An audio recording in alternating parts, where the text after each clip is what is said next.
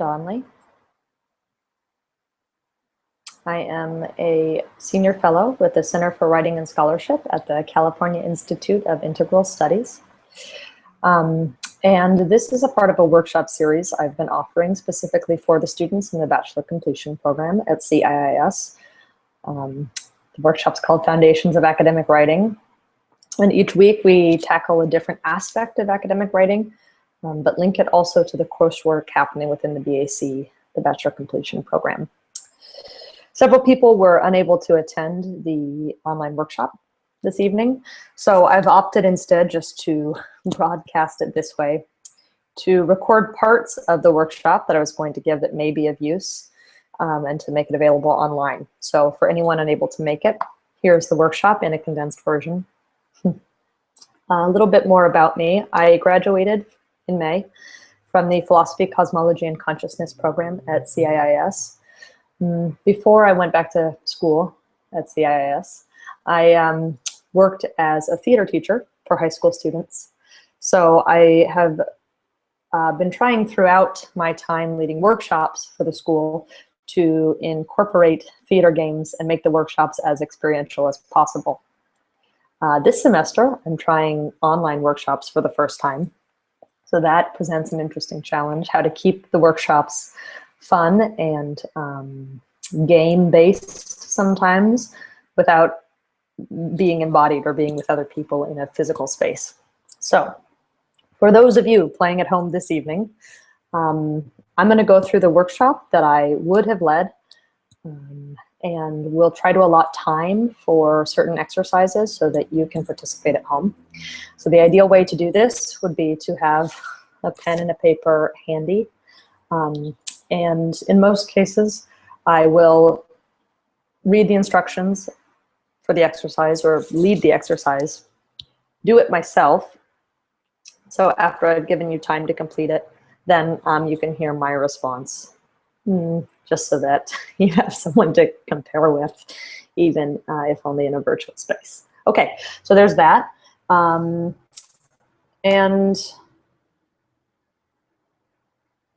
I think with that in mind, I should maybe perhaps state the topic of this workshop. It's about thesis statements.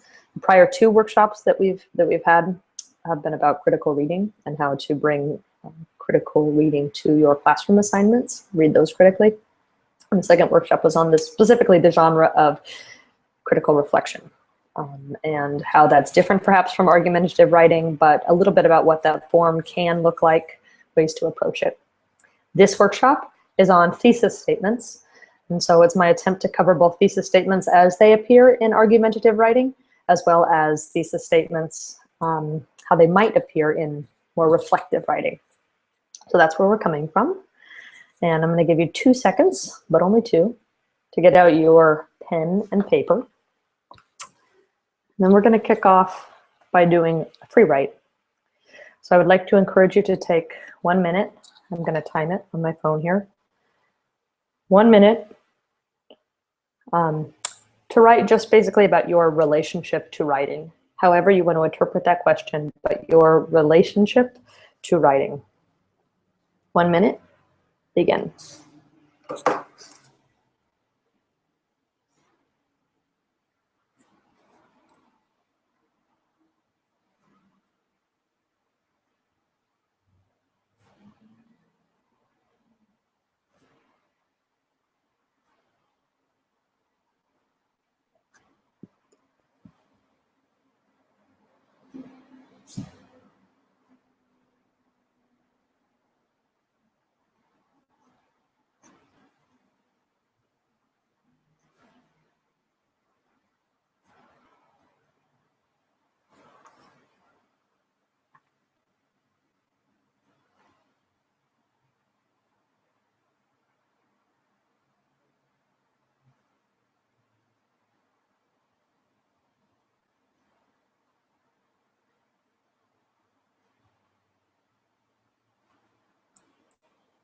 Okay, that's 1 minute. It went, seems really slow when there's no one who's here doing it with me.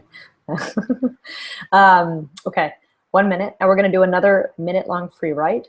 encourage you to write for the full time if possible. Even if you don't know what to say, you can write, I don't know what I'm writing, I don't know what I'm writing, until something else comes to you. But try to keep the pen moving. Here's our next minute. What you already know about thesis statements. What you already know about thesis statements. 1 minute, begin.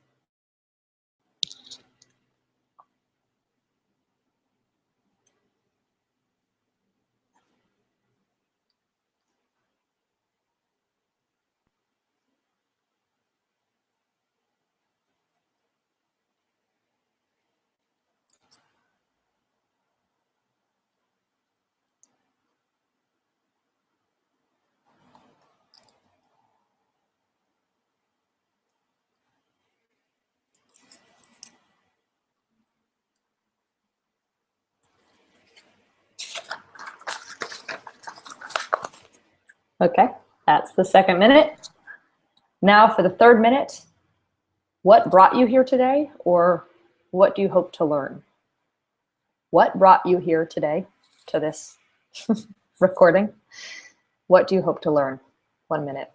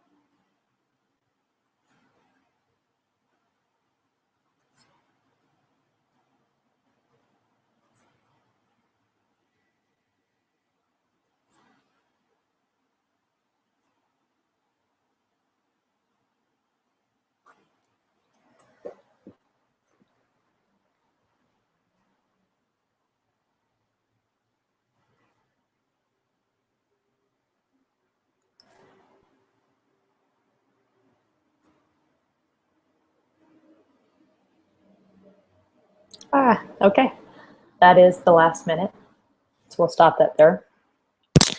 Now I'd like to give you 2 minutes to look over your notes from what you've just written and see if you can write a single sentence, just one sentence only, that encapsulates all your most important points. So one sentence that maybe explains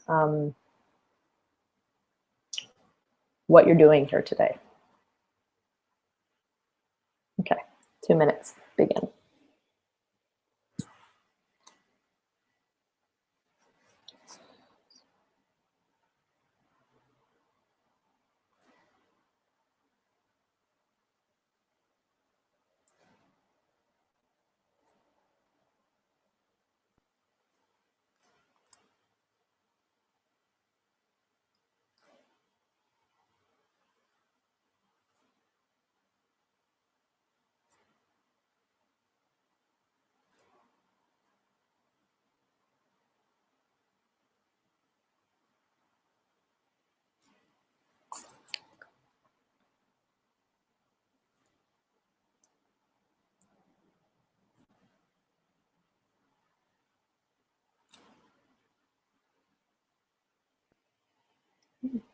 One minute left.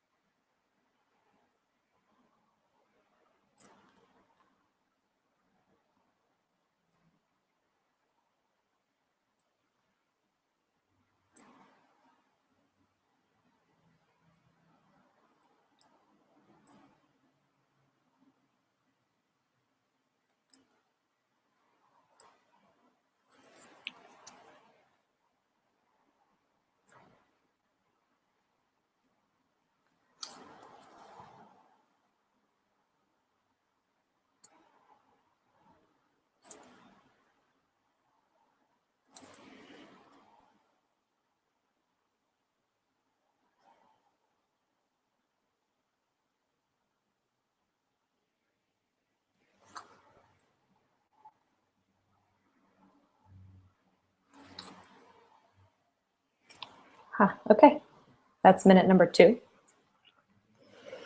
At this point, I would have you share them, but since you're not here to share them with me, I will share with you.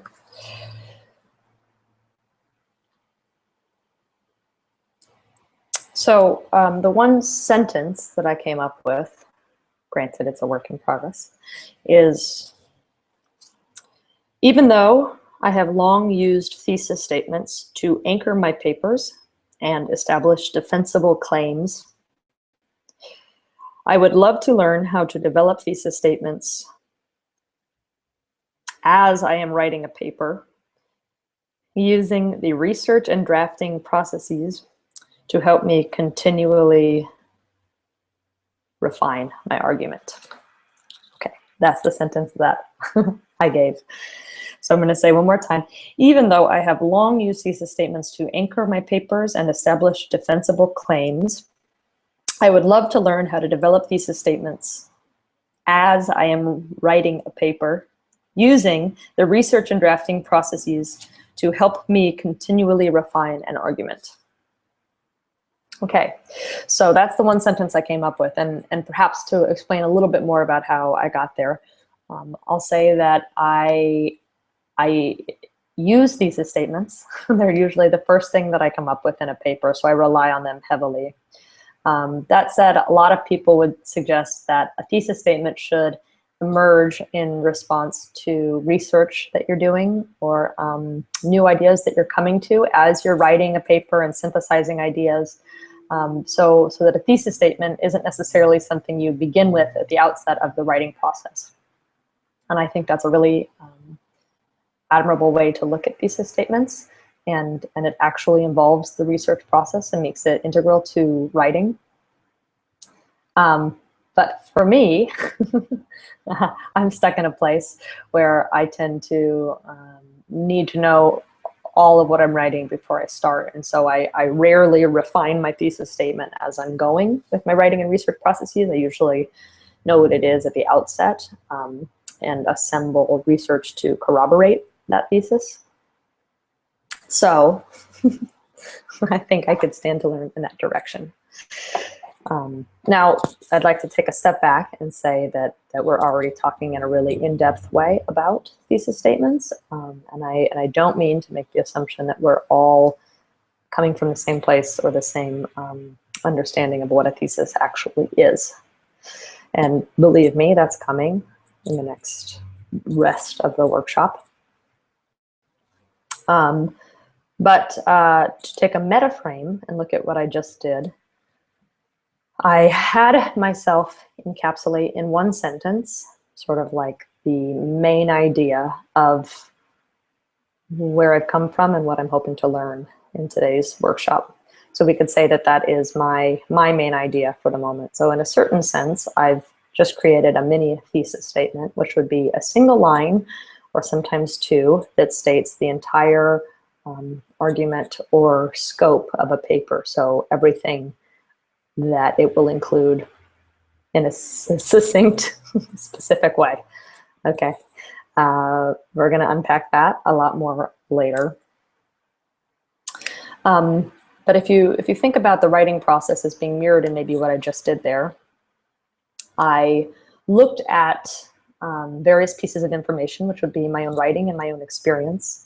I assembled them into one main idea, like a synthesis of all those things, my thesis statement. And then in explaining it to you, I unpacked it, or I used evidence to defend it. And that would be the model of an argumentative piece of writing in general. It makes a claim that usually happens at the end of an introduction and is encapsulated in a single sentence or two that fully states the claim. And then the body of the paragraph, everything that follows, the body of the paper, all the paragraphs that follow, are evidence or defenses meant to support that thesis statement. And there's the conclusion of the paper, which is like the restatement, and the highlighting of key points that came up, and perhaps further questions to think about going forward. Okay, so if we're talking about that as the overall structure of a paper, we can talk a little bit more specifically about what a thesis should look like. And granted, I want to say again that I'm speaking right now in the context of argumentative writing or like research paper writing, what is commonly encountered in academic situations where you're assembling texts and analyzing evidence and that kind of thing. We'll speak later about the reflective genre and its differences, how a thesis appears there.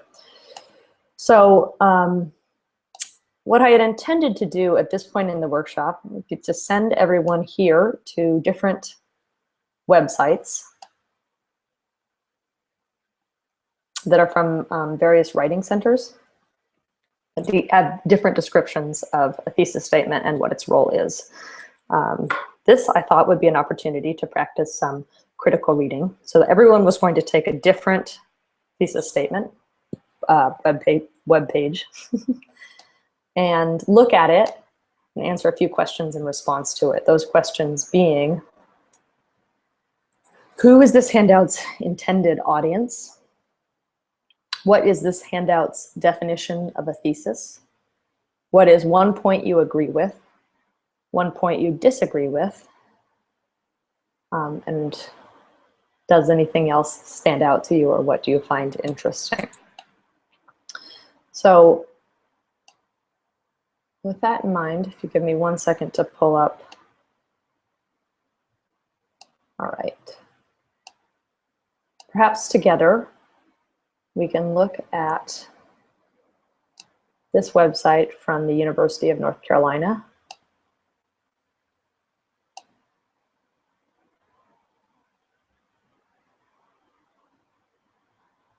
Okay.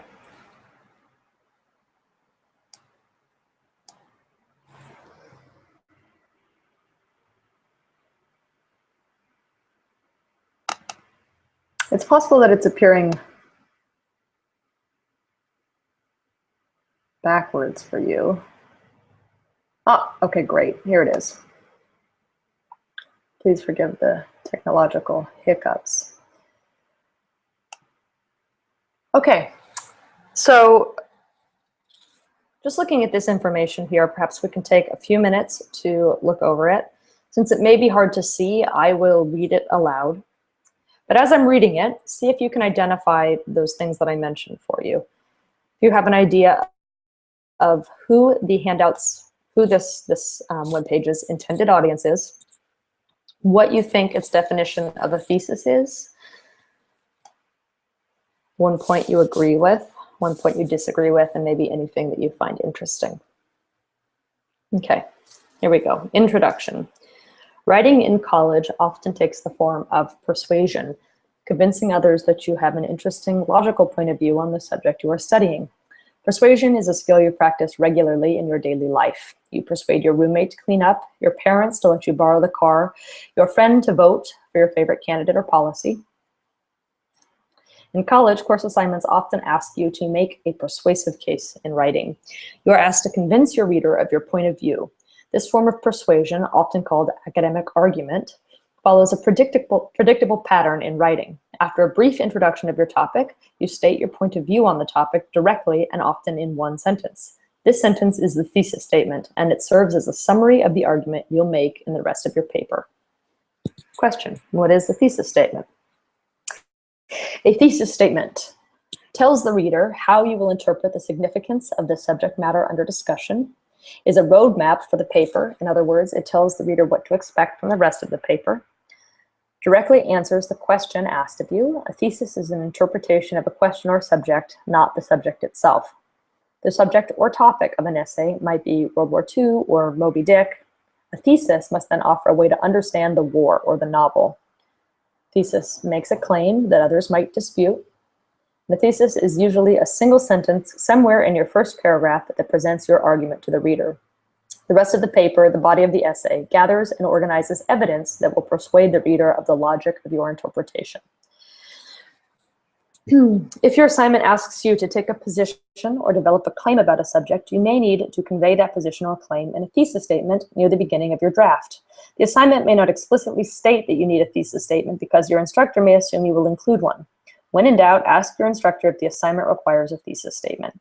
When an assignment asks you to analyze, to interpret, to compare and contrast, to demonstrate cause and effect, or to take a stand on an issue, it is likely that you are being asked to develop a thesis and to support it persuasively. A thesis is the result. This is on how do I get a thesis. A thesis is the result of a lengthy thinking process. Formulating a thesis is not the first thing you do after reading an essay assignment. Before you develop an argument on any topic, you have to collect and organize evidence, look for possible relationships between known facts, such as surprising contrasts or similarities, and think about the significance of these relationships. Once you do this thinking, you will probably have a working thesis or a basic main idea, an argument that you think you can support with evidence, but that may need adjustment along the way. Writers use all kinds of techniques to stimulate their thinking and to help them clarify relationships or comprehend the broader significance of a topic and arrive at a thesis statement. For more ideas on how to get started, see our handout on brainstorming. Okay, a little bit more. How do I know if my thesis is strong?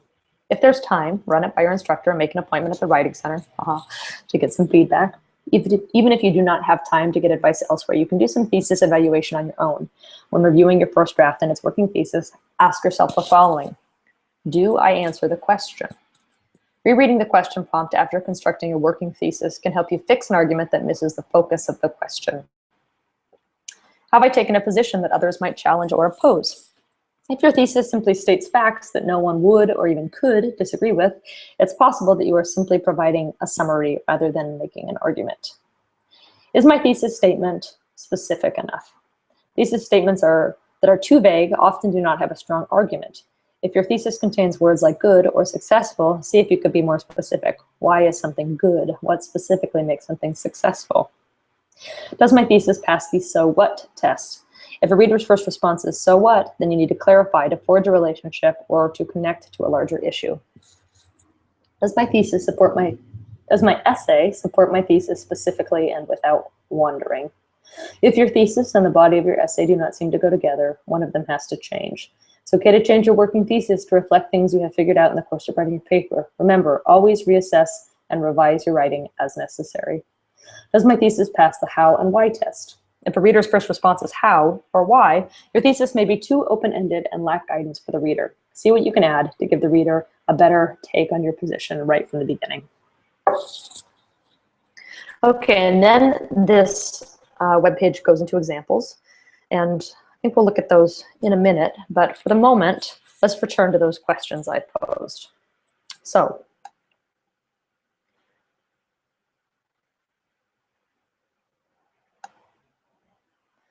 first question, who is this handout's intended audience? Okay, I'm hoping you have an idea of your own, but I'm going to suggest this is intended for college students at the University of North Carolina, which is who published this, but also probably more widely college students who are writing academic argument papers. And I get that because the lines that say in college course assignments often ask you to make a persuasive case in writing. You are asked to convince your reader of your point of view. This form of persuasion, often called academic argument, follows a predictable pattern in writing. So that's what I would say. And perhaps even more specifically, it might be directed at students of the humanities. And I get that because the examples they give have to do with Moby Dick and World War II. So like history and English. So that's who the intended audience is.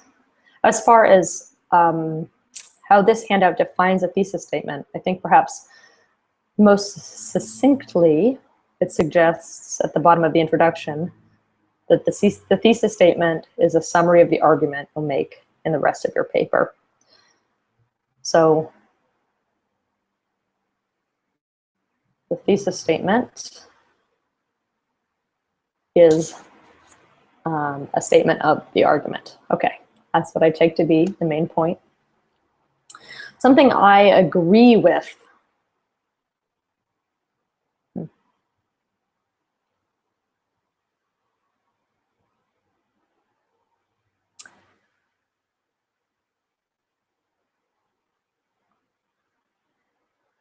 I agree and appreciate that the point that a thesis statement is to be specific.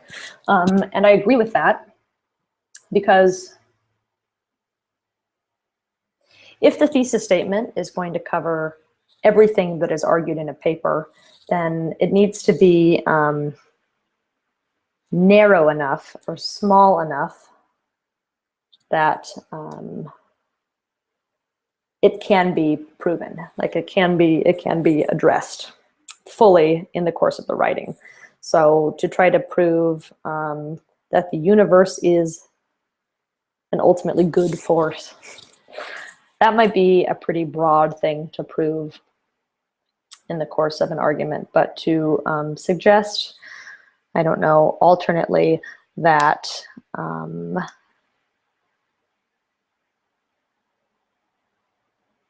oh, what's a good universe example? I think I got too broad. To suggest that the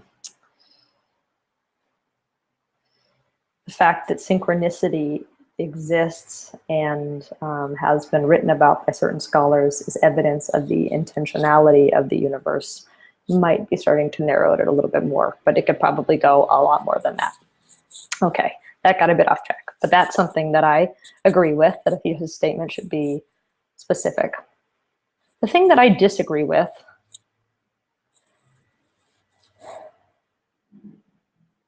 oh,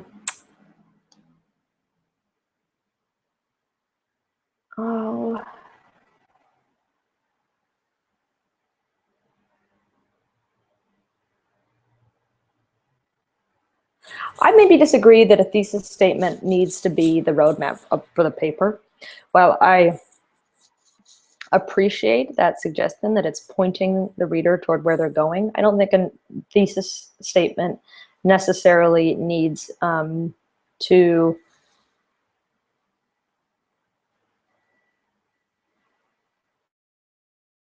specifically through how the argument is going to be mapped.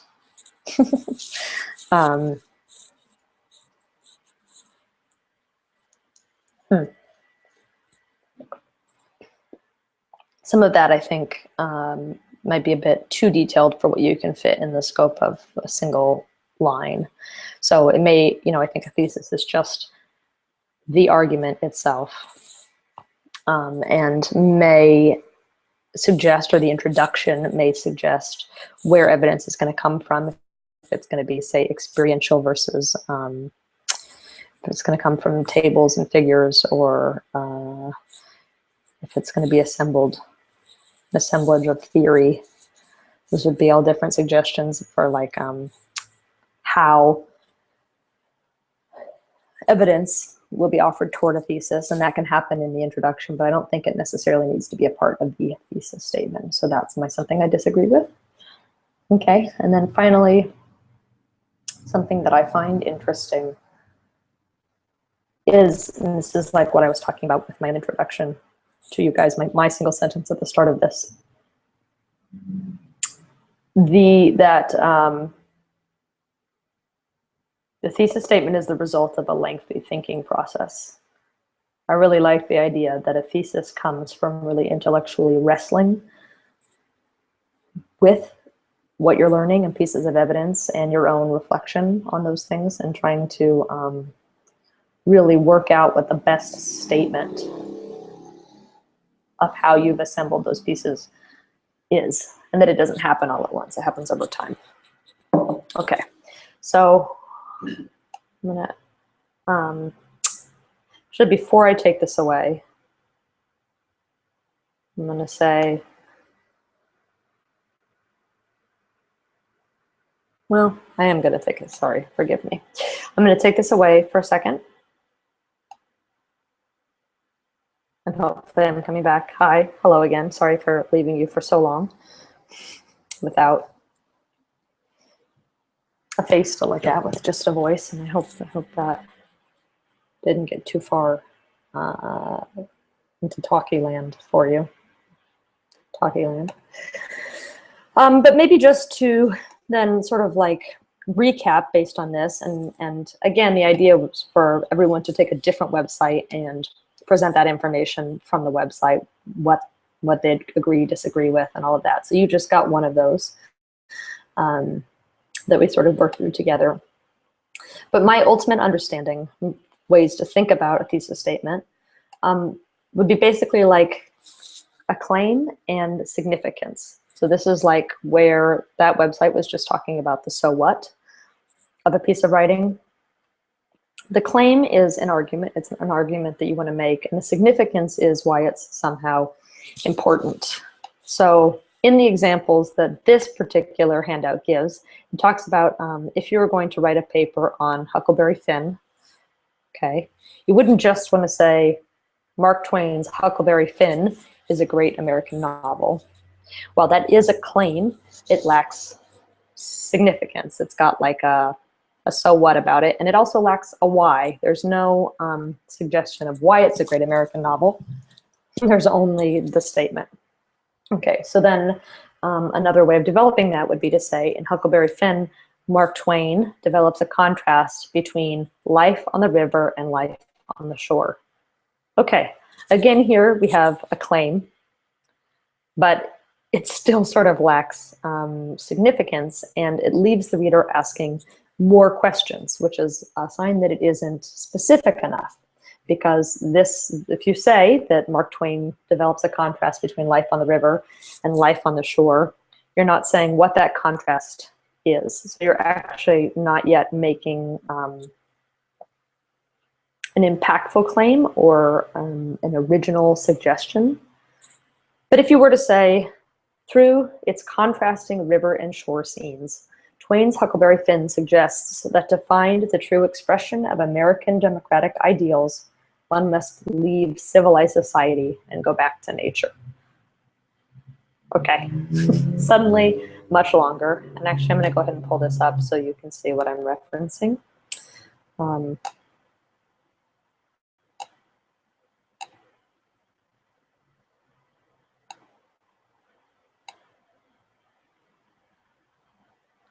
So to read it one more time, through its contrasting river and shore scenes, this is right at the bottom here, Twain's Huckleberry Finn suggests that to find the true expression of American democratic ideals, one must leave civilized society and go back to nature. Okay, now we not only have a claim, right, that Huckleberry Finn has contrasting river and shore scenes. We have the so what of these, the impact that this has. So yes, contrasting river and shore scenes exist, but the effect of those is that they express, they suggest that to find the expression of American ideals, you've got to leave society and go back to nature. So the so what of the river and shore contrast is that it presents a contrast between civilized society and nature. Okay, now we could argue with that particular claim all we wanted, but the idea is that it's developed from a basic claim that doesn't have a lot of like oomph to it, you know, that it's like a great American novel, to a claim that's a bit more specific, but still not specific enough, to one that is specific and arguable. All right, so we can think of the thesis, as I said, as claim plus significance. There's got to be a so what to it. Now this kind of goes hand in hand with the idea that a thesis statement should make an original contribution. This happens more in the like, I think PhD and master's levels of argumentative writing or of academic writing, this expectation of original contribution.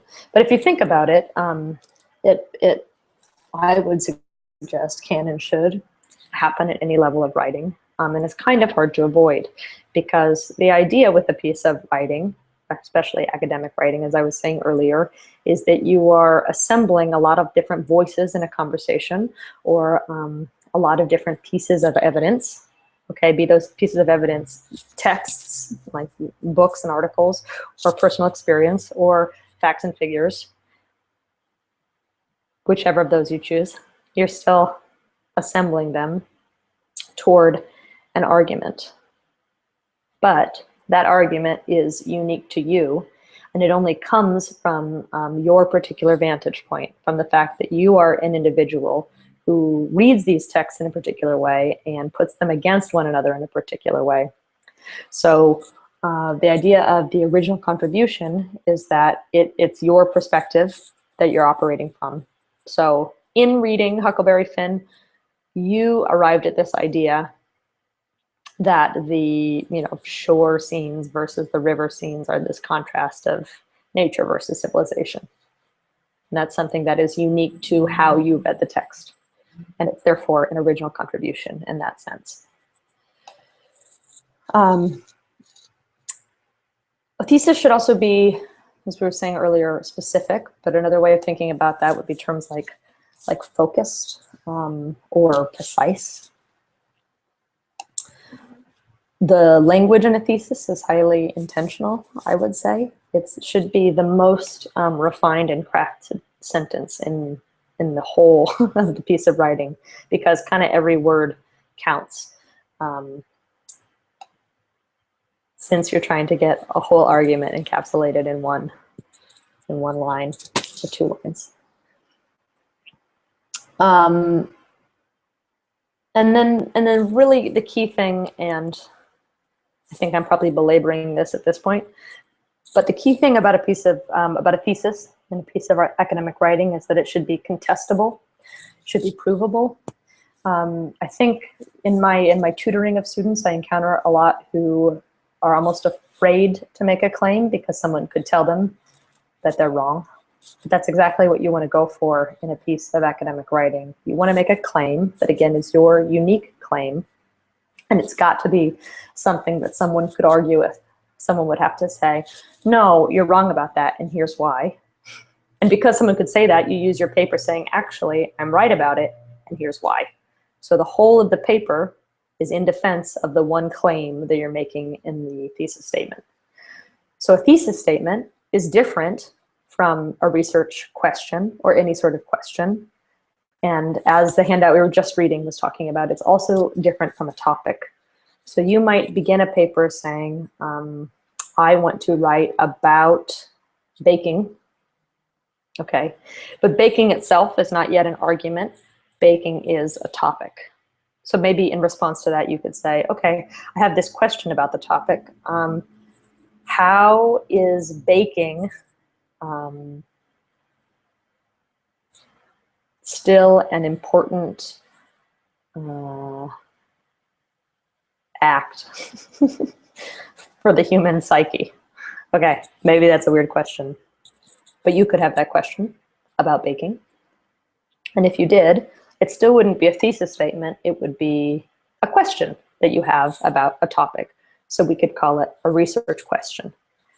Then your work as a scholar would be to assemble all the resources you could on the human psyche and what it has to say about baking. Okay, and in assembling those resources, you might arrive at the idea that baking represents a meditative act that allows one to plunge into a centuries-old tradition and therefore enter the collective conscience, which is why baking is important to the psyche.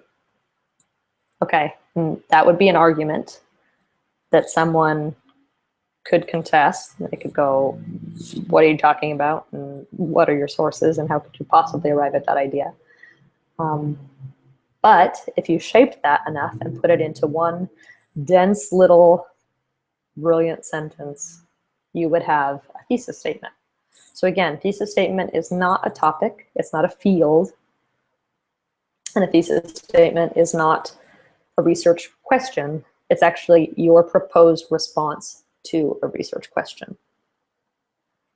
And you only arrive at that by doing the research, by doing the sort of like synthesizing and comparing and contrasting and analyzing of texts that also we were reading about earlier.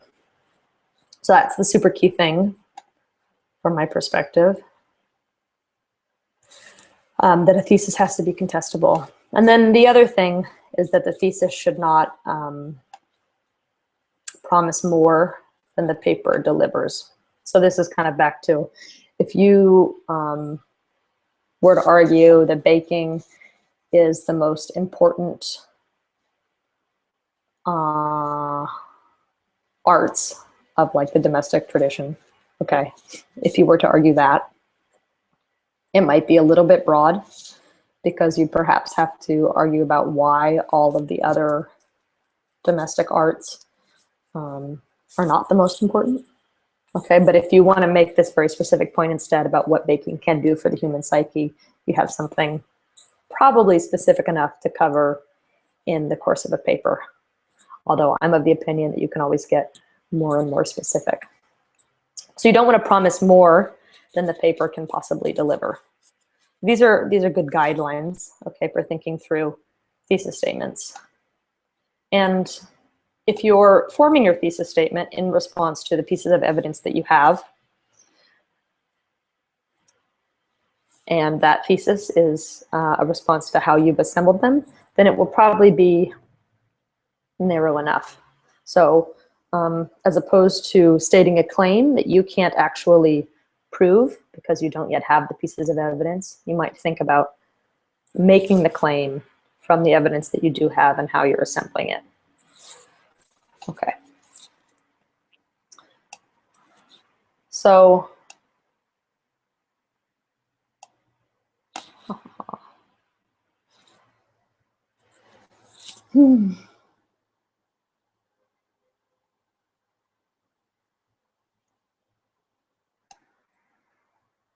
with those pieces of information in mind about thesis statements, here's perhaps a useful image. If you think about a thesis statement as a circle, right? You've seen like pie charts perhaps that divide up the circle into different sections, into different like slices. So it's like a pizza, something like that.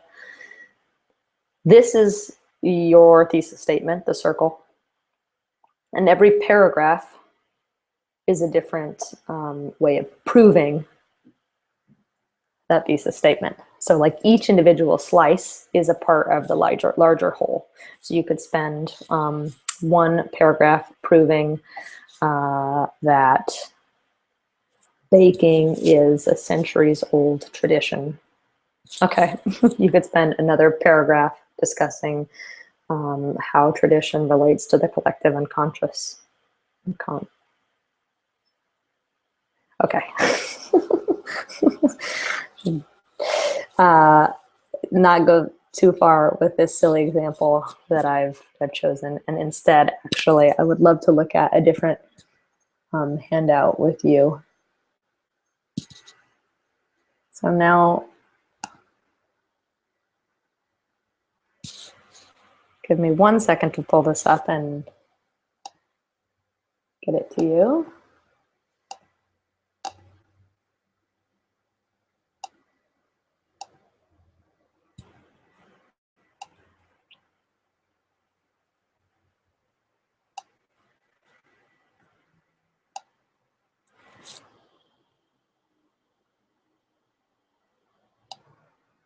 Okay.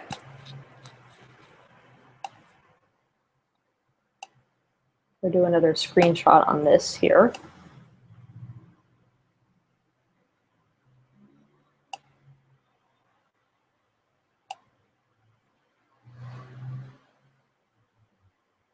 Okay, now this handout is called Breaking Down Thesis Statements. And it works from this assumption that the thesis statement is the set of claims that have to be defended within the scope of the paper. So you can see that writing at the top there. Here we go. So if we were to look at a thesis statement like, hunger persists in Glandolinia because jobs are scarce and farming in the infertile soil is rarely profitable. Okay, first we could say, why is that a thesis statement? Well, it makes a claim, okay, It actually makes a series of claims, and we're going to get to that somebody could argue with, right? Someone could argue with the fact that hunger persists in glandulinia, which, P.S., I have no idea where glandulinia is. I think I even tried to do a Google search on it and couldn't find anything, so perhaps it's a fictional place. But it makes a claim, right? Furthermore, there's a so what to the claim. The claim isn't just that hunger persists in glandulinia.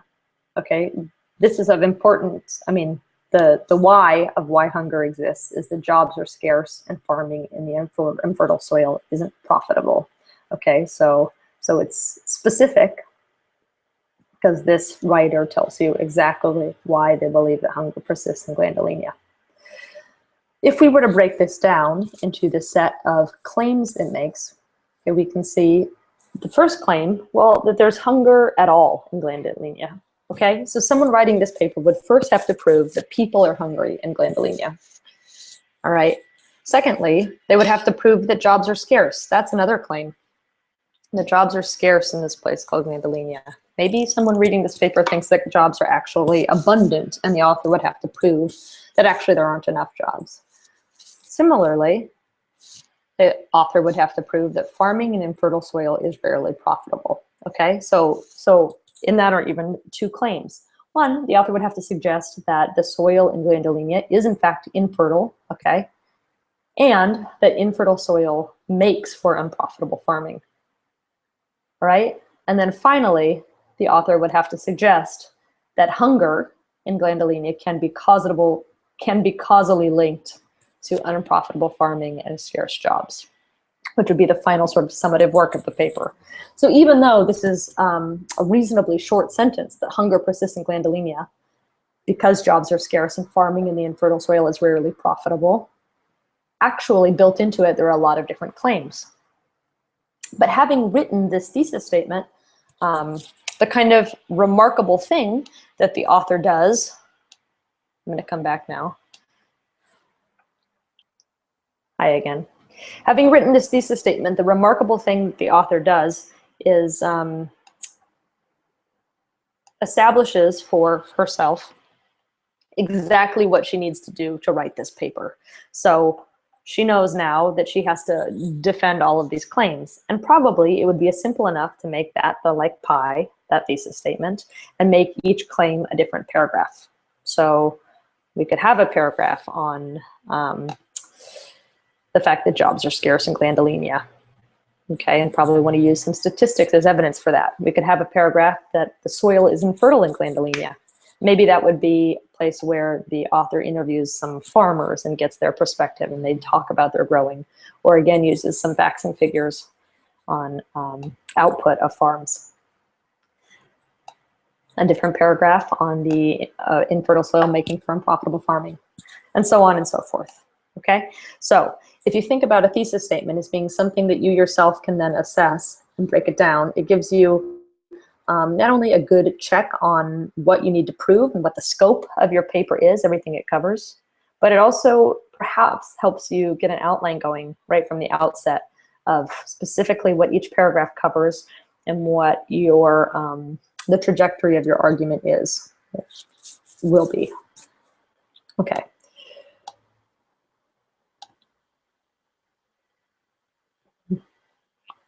So this, of course, as I said at the outset, relates specifically to argumentative writing. And I've been emphasizing the point a lot that you've got to prove something with your piece of writing.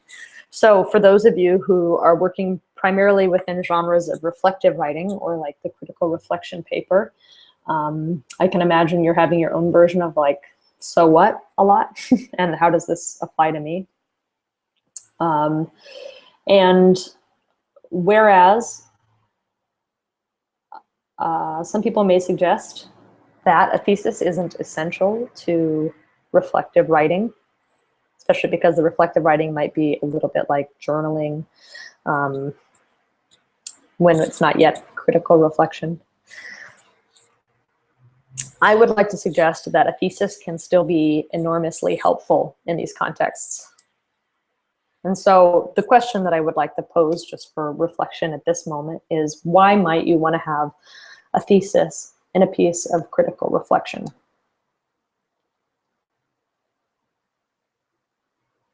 Okay, well, something that we covered last week in our discussion of critical reflection is that the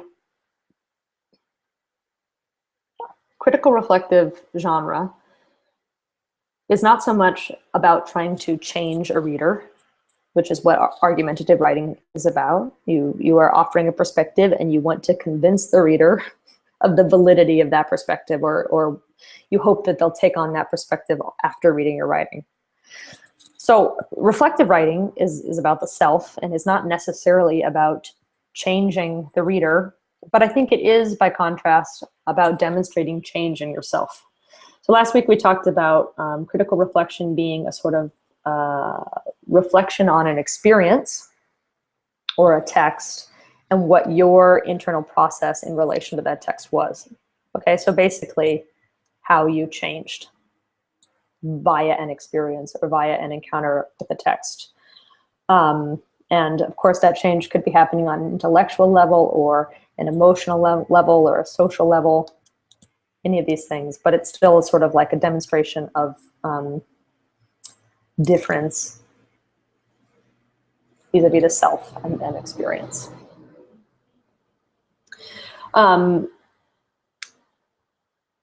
You know, or it could be how you were impacted or what you learned. It doesn't necessarily need to be like hugely dramatic change. But I think when you're writing a critical reflective essay, part of the reflective piece is that after the fact, after you've reflected on something that happens, you've become able to notice the change or notice the journey. And the thesis statement, I think, fits in your succinct naming of that. So saying, through my experience with baking, I learned about levels of my own psyche and consequently became better acquainted with myself. Okay, that could be maybe not a wonderful, but an example of what a thesis looks like in critical reflective writing. And it might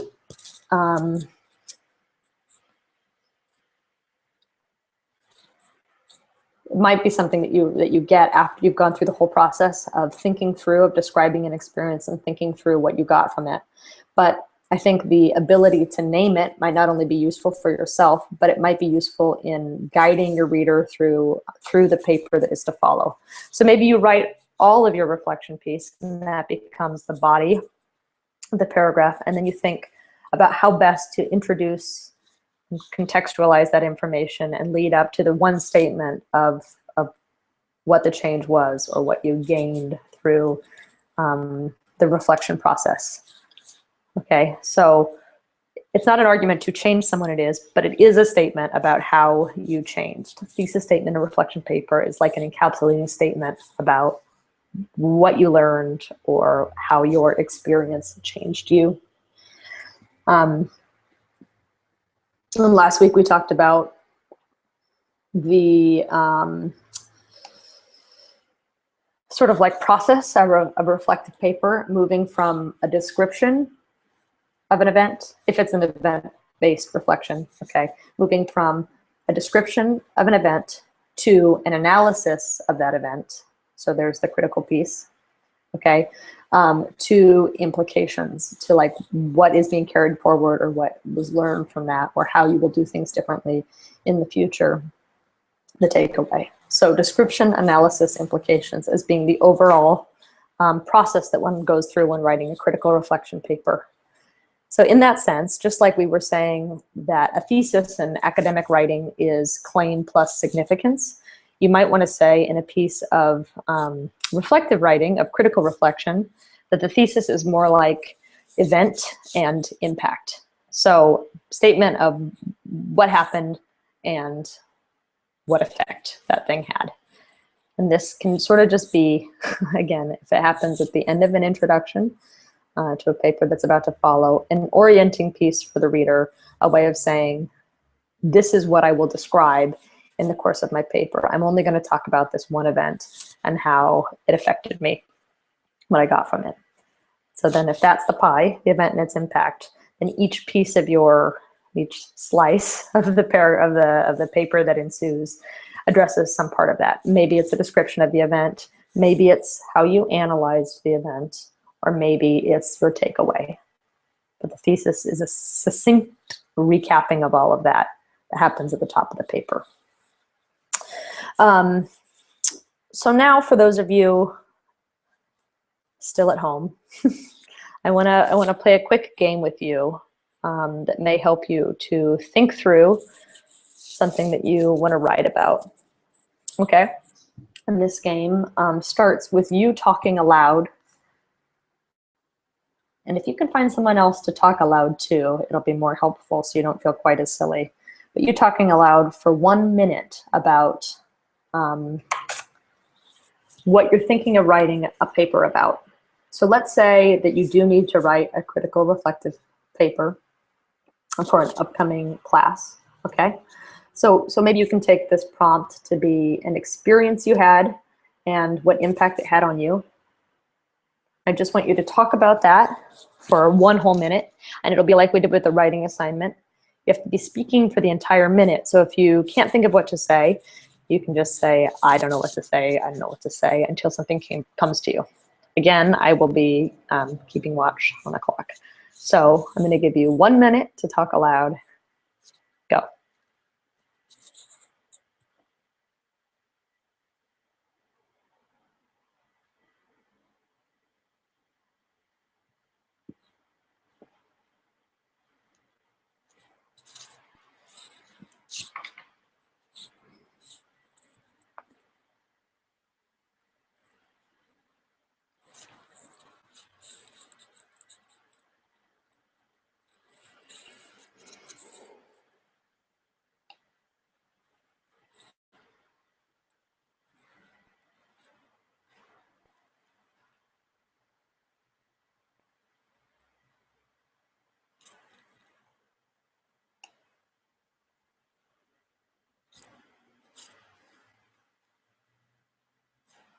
Ten seconds left.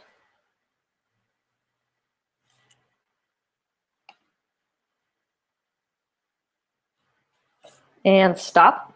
Okay, very good. In fact, that was so good, I'm going to ask you to do it again. Okay, so I want you to say everything that you just said, get it all out. Only this time, you have only 30 seconds to do it. All right, 30 seconds. Begin.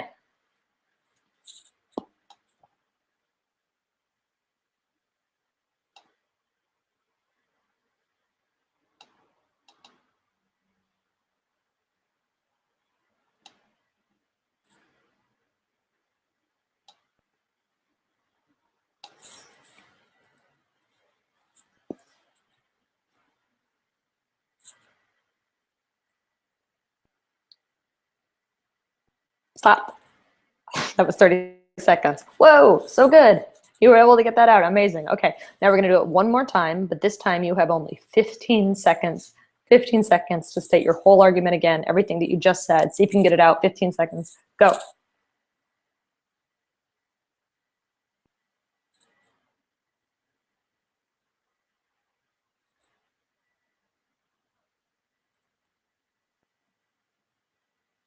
Okay, stop. Amazing. And I know I said that was the last one, but I think we should do 1 more. See if you can say everything that you just said in 5 seconds. Can you say it in 5 seconds? Go. And stop. Okay, great. And just so you're not playing this game alone, now I'm going to take a turn.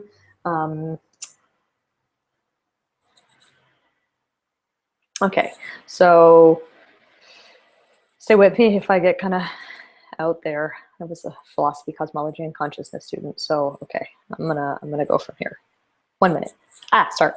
Okay, so I'm of the opinion that there is a relationship between narrative structure and how we read the environment. So this argument is kind of like an extension of the eco-humanities in eco-humanities suggests that you can read a text. That eco-humanities suggests that you can read a text for the implications it has about the environment, okay? But I want to suggest that you can read it for its structure, and that will still have an impact on the environment. And I believe that narrative structures that follow the conflict climax resolution story arc and are dependent on climax correspond to a sort of environmental approach, or that corresponds to crisis. My God, I'm at a minute. Okay, so you watched me flounder. I have to give myself 30 seconds. 30 seconds, go. Okay, I believe that as an extension of eco-humanities, which suggests that you can read a text for everything that it has to say about a human's relationship to the non-human world, you can also look at a text structure, and that there is an interplay between the structure of stories and how we read the non-human world around us, the earth that it represents. And so I think stories that are dependent on climax very often bespeak dependence on crisis to resolve a situation. You've got to move through crisis to have lasting environmental change. Okay, great. 15 seconds. And okay, start the argument being that there is a link between environmental crisis and the dependence on climax to reach the conclusion of a story. Great, stop. Okay, and go the crisis moment of a story that follows the traditional narrative arc corresponds to the reliance on environmental crisis and contemporary discourse. Okay, stop. Now that was my particular stab at it in the moment, not that well formed, but what I've done is boiled down for myself what is close to a thesis statement. Okay, it's not a thesis yet, but I have arrived at something contestable that is my unique idea that I would have to then support with evidence. Okay, so if you want to take a second to think through what you just said as you're thinking aloud, and write out what the final sentence that you ended up with was, the final 15 or 5 seconds. Okay.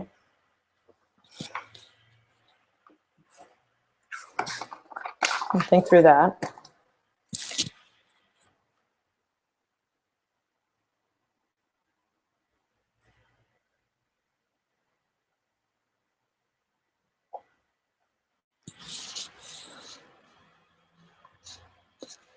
Okay. Sort of look at that for right now as your working thesis statement. So something that's going to develop as you assemble research, or in your case, if it's critical reflection, something that you're gonna mine further as you think through something that happened to you and how you've reflected upon it. Okay, then we can maybe just glance briefly at this last handout here, which is about making sure the thesis statement that you're working with corresponds to the assignment that you've been given, the prompt. And since I have some familiarity with the BAC's critical reflection assignments, I'll say that I think that they're pretty open-ended, and this may not prove as helpful in this scenario, but when you're working with assignments that are a bit more specific in what they're asking for, this can be a good way of not proceeding too much further with your writing, with your working thesis, until you're sure that it's like properly addressing the prompt that you've been given. So if you have here this topic thesis, you see on the left side, topic thesis and what it will address, okay? So if I were filling this out for myself, this topic thesis will address the notion of environmental crisis and its relationship to the narrative role of climax in a story, okay?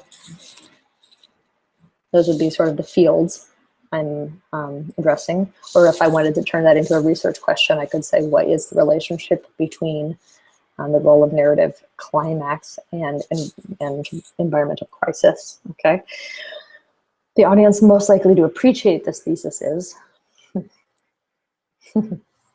ideally, storytellers and people who are thinking through how best to structure a narrative, as well as perhaps people in the eco-humanities or who are looking at the environmental import of stories. Okay, the evidence supporting the thesis will come from the fields of, well, as I've already said, eco-humanities, but also probably like narratology, maybe some more experimental storytelling traditions, perhaps also the eco-psychology. Those are the fields I'm thinking of right now. And this thesis is significant because, well, hopefully people will think differently about how they structure stories when they're thinking about the impact that structure has on ways that humans read the environment. Okay, those are my answers. I would have to then, having filled that out, look at the prompt that I've been given and go back and analyze that. So for this, I didn't have a prompt that I was specifically working from, but I would want to be sure, you know, if the prompt asks that I address, if I make a comparison between, you know, an environmental issue and an aspect of storytelling, I don't know. I would be right on if it asks me to address my own experience of being a human in nature. It might be a bit of a stretch and I might need to rethink my thesis, okay? Similarly, if the prompt were asking me to write for children, I might also want to rethink my thesis. Or if it wanted me to work with, I don't know, different fields. Okay, you guys get the picture, but this is a way of perhaps thinking through your working thesis and the prompt and making sure those align before you go too much further. Okay. And then, now that we've glanced at that,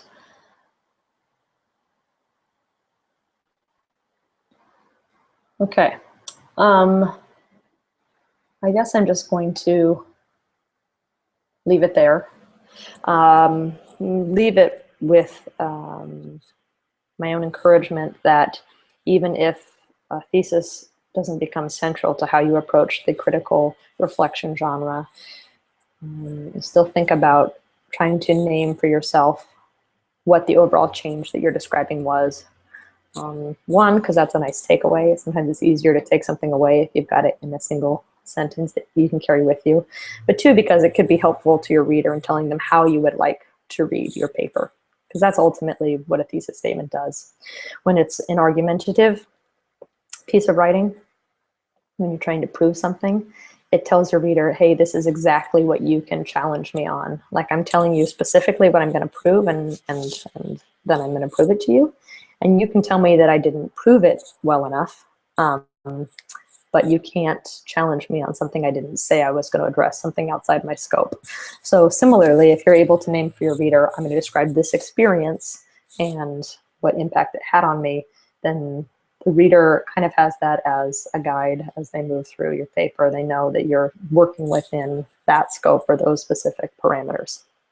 Okay, so it names it for yourself, makes it a little easier for your reader to read, and even states for the person reading it what the overall change was, and maybe they can take that away for themselves.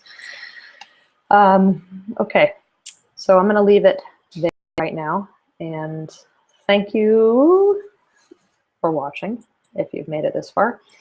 And I look forward to seeing you online next time. Be well.